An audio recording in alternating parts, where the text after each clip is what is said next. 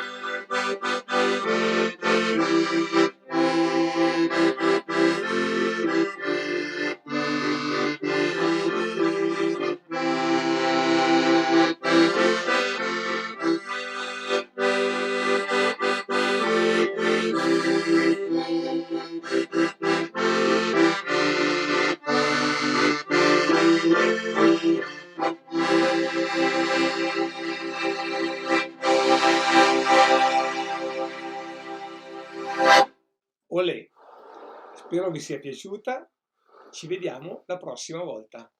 Tanti cari saluti e un bacio da Angelo. Ciao!